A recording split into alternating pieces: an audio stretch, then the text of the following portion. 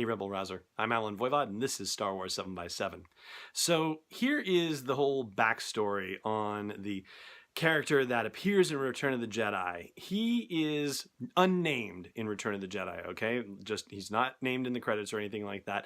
He's just a nameless part of the Endor strike team, the Pathfinders as they are now known, the special forces group that went along with Luke and Leia and Han and Chewie and the rest of the gang to blow up the shield generator on Endor. So that was 1983.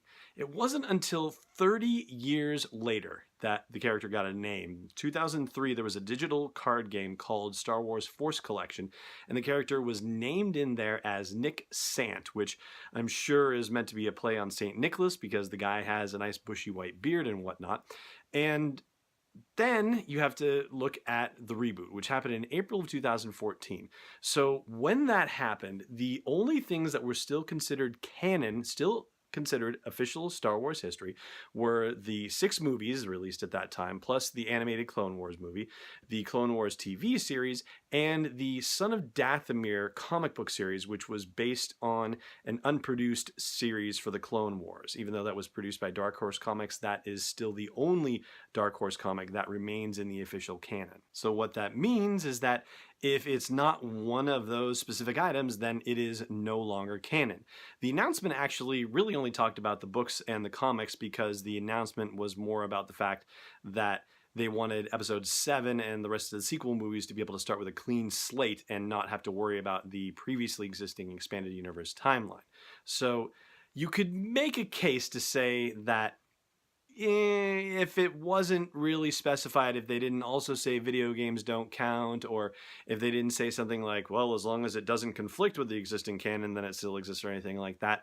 But pretty much they said straight up, the only things that count are the movies, the TV series, and that one comic book series. So that means the Force Collection thing is no longer canon, even though it's currently, as of this recording, showing up as still being canon on Wikipedia, specifically the reference to Nick Sant being that guy as part of the strike team. Now, here's where the Rebels and Captain Rex situation happens. So it was an event for the Series 2, Season 2 finale, where Dave Filoni said that he always imagined that that guy in Return of the Jedi was Captain Rex, but he never said that is Captain Rex. He never said, I'm making him Captain Rex. He said, I want to make him Captain Rex. I'm going to see what I can do to make that happen, but he never actually made it official. And in the 2 years since that season finale has come out, he still hasn't made it official.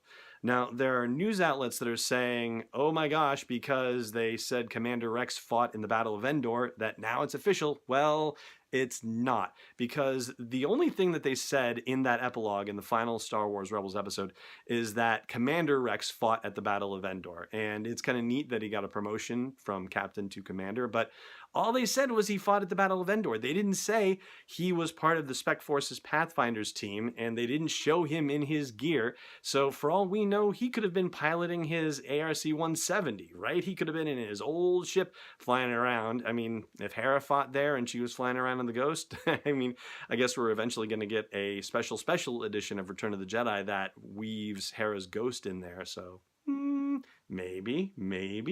But I digress. Really, what it comes down to is the deal with Rex is still unresolved. Dave Filoni wants that guy to be Rex, and he's certainly drawn enough of a line toward the possibility of it being him for real for it to become the new canon representation of the situation, but it's still left as an open question. So until somebody says that guy is Commander Rex, then all we know is could be, and that's about it. And that's going to do it for the meat of this episode. There's bonus material on the podcast at sw7x7.com/iTunes or wherever you like to listen to podcasts. Thank you so much for watching this episode, and may the Force be with you wherever in the world you may be.